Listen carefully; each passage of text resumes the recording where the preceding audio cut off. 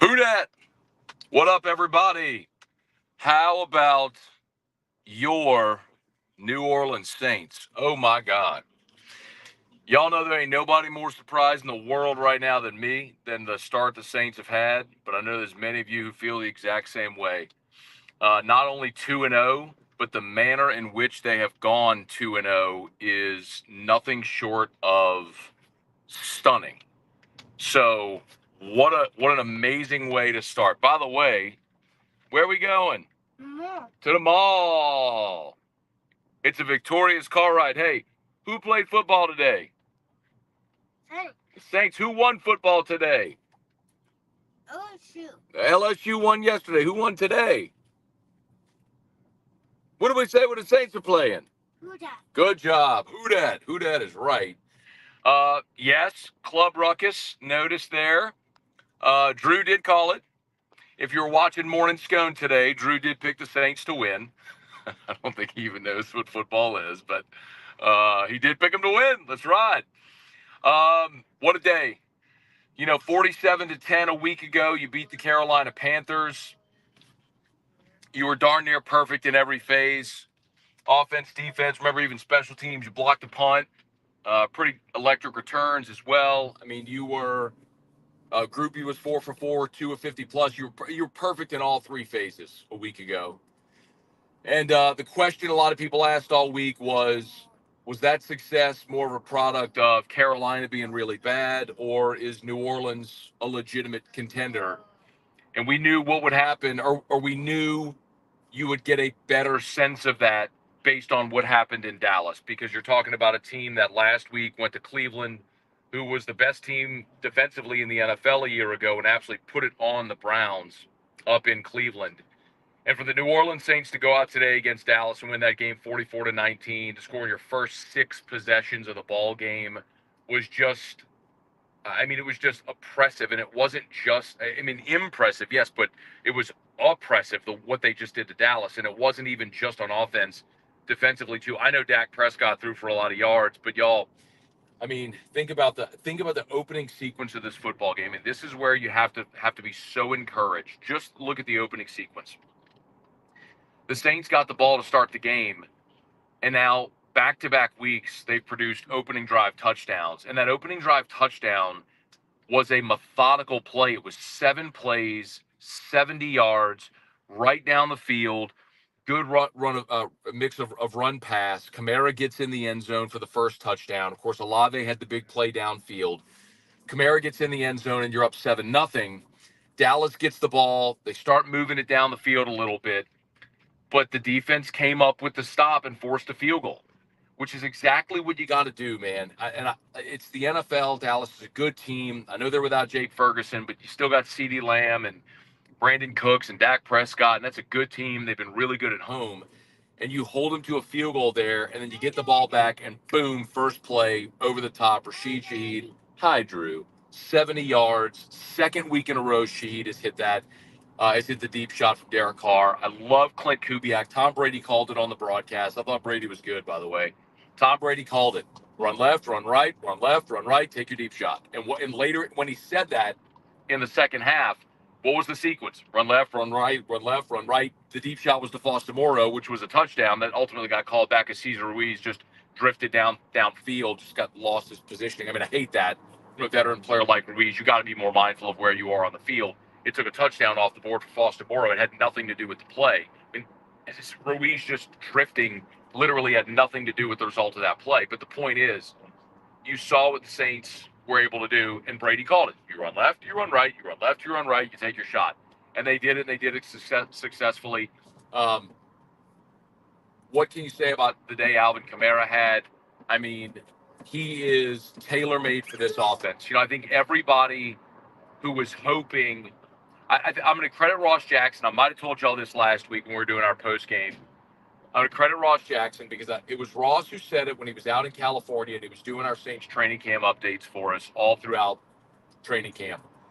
And we were asking the question, because the Saints, if you remember, the big questions were, man, they were struggling on the offensive line. They were struggling at receiver after your first 2 guys. And so there was this question we were all asking, like, why didn't the Saints go make free agent moves to bring in a veteran offensive lineman, veteran receiver, when the moves they did make in free agency were Chase Young, Willie Gay? It was on the defensive side of the ball, and we all looked and were like, look, the Saints were top 5-6 in the NFL in defense a year ago.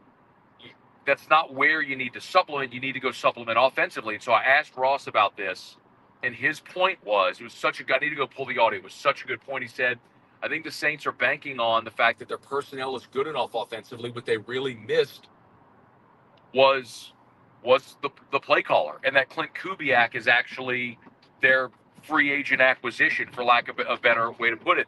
And I don't know that Clint Kubiak could have had a better start. And to that point, and I was talking about Kamara, who had 4 touchdowns on the day, over 100 yards rushing, looks resurgent. You know, he was objective. Like, this isn't like a knock on Kamara. It's just objectively, he has been declining the last 3 years. Like, that is objective fact. His yards per carry, his production had been declining.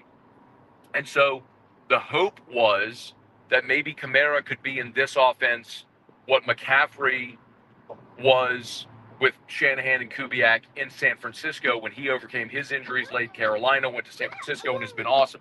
Going to the mall, clapping with your feet, then at Drew's house.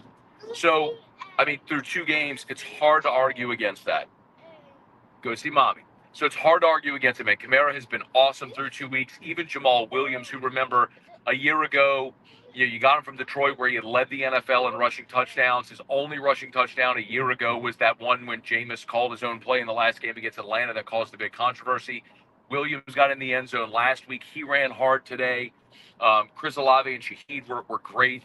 Derek Carr was so on point. Efficiency. I've joked the emperor of empty yards. There's nothing empty about his yards this year so far through 2 games when you're scoring on every possession. And, I know some people have said, hey, are you willing to backtrack on Carr, this or that? And the short answer to the question is no, because I've got a 10-year sample of what Derek Carr is. But my hope is, what we've seen through 2 weeks, is that this offense, this Clint Kubiak offense, is the thing that is going to help unlock Derek Carr's efficiency. I remember, Rich Gannon was a good starting quarterback in the NFL for a long time. And he gets in Oakland and he pairs with Brian Callahan back in the day, and boom, he has an MVP season. They go to the Super Bowl. It doesn't mean Rich Gannon was a Hall of Famer. It means he finally got in the right system. I maybe could say the same thing about Matt Ryan. Matt Ryan was a really good quarterback throughout his time in Atlanta, but when he had Shanahan with him, he became an MVP. They won 15 games and went to a Super Bowl and blew a 28-3 lead. But it kind of took that unlock, right? And maybe my hope is Clint Kubiak is the right guy to mesh with Derek Carr here. We're getting to the mall, so I don't have tons of time, because y'all know I walk Drew around the mall here, and that's our Sunday tradition. So do me a favor, please smash the like button on YouTube. I want to talk about defense here in a second. Smash the like button, subscribe to the channel, please, if you're new. If you're on Facebook, like the page, share the post, all that good stuff. A couple other things here as we kind of get close to parking. I thought the defense was awesome. You picked off Dak twice in this game. Debo's pick was great. I thought Tyrann Mathieu's pick was so athletic and awesome. I mean, it was just quintessential Tyrann. So they were opportunistic, forcing, getting those takeaways. But on top of the takeaways, y'all, let's not forget how physical this defense played really from jump. I mean, Will Harris put a monster lick on CeeDee Lamb on the sideline. Tyrann Mathieu, who was it that he crushed on the sideline? But beautiful hit by Tyrann, laying his body out there. I thought the Saints' run defense was great. I'm not looking at the stats right now. I know Dallas moved the ball a lot, but again, if your offense is going to be that efficient and be able to score at that clip, and I'm not saying they're going to score 47, 44 a game, but if they're going to be that efficient, then a bend don't break defense that's going to give up some yards but hold opponents to field goals is exactly what you need, man. And they were so good today. And I think because the offense has been so great through 2 weeks, we're probably not talking enough about how good the defense is. And the undeniable truth about Dennis Allen, no matter what criticism I or anybody have levied against him as a head coach, the thing we have always been consistent on is as a defensive coordinator, Dennis Allen is amazing. He is an elite defensive coordinator in the NFL. The Saints organization started to turn around after the Rob Ryan failure when they brought Dennis Allen back. So as a defensive coordinator, I don't think there's ever been any doubt about Dennis Allen's ability. And you love to see the productivity. Brian Brzee had a forced fumble earlier today. Unfortunately, the Saints couldn't pounce on it. But, Brzee was the guy that didn't practice late in the week. He was questionable, but Brzee was really good, I thought. Remember, you're going to get Colin Saunders back on the interior of that defensive line, too.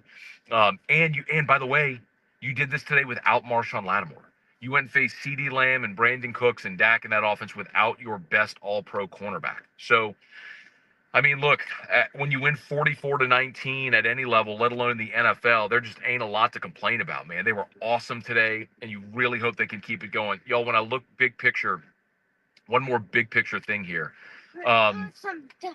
What, baby? Yes. Yes. One more big picture thing.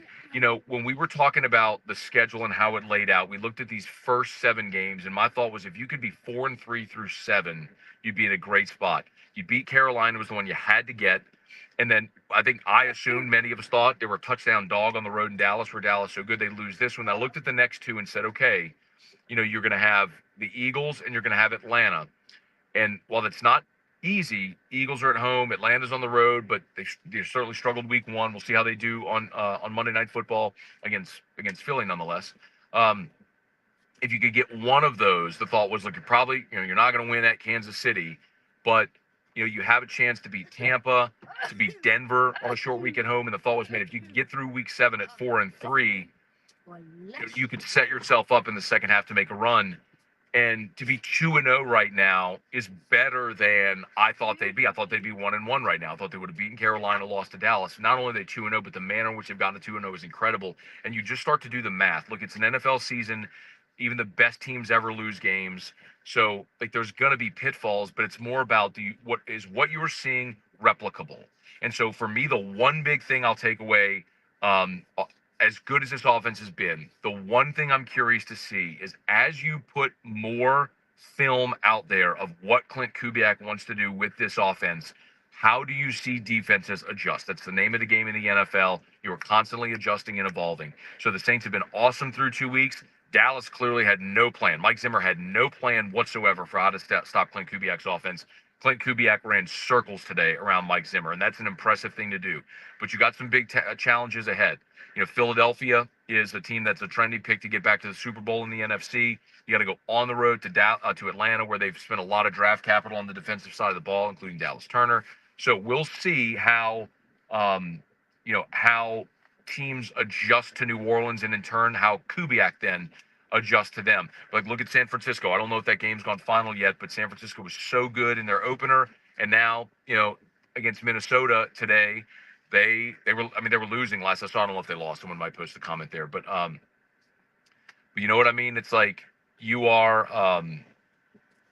It's a the NFL. It's an adjustment league. You've got to continue to evolve and adjust. And teams are going to adjust to this offense, and we'll see how they do. But through 2 weeks, I don't know how in the world you could possibly imagine a better start for the New Orleans Saints. 47-10, 44-19, the most points through 2 weeks they've scored in franchise history, the most points in an opener for New Orleans in franchise history a week ago against Carolina. You win on the road in Dallas, which is a tough place to play where they've been so good at home. I mean, this has got to be one of the biggest surprises of the season. If you want to throw it one of my favorite lines, you'll know this, winning mass deficiencies. If you want to, even amid that, talk about bad things, Blake Gruby did miss a PAT today. You had an opportunity to fall on a fumble. You didn't. Derek Carr did throw a pick. It was a ball where Olave was wide open over the middle. But you know what?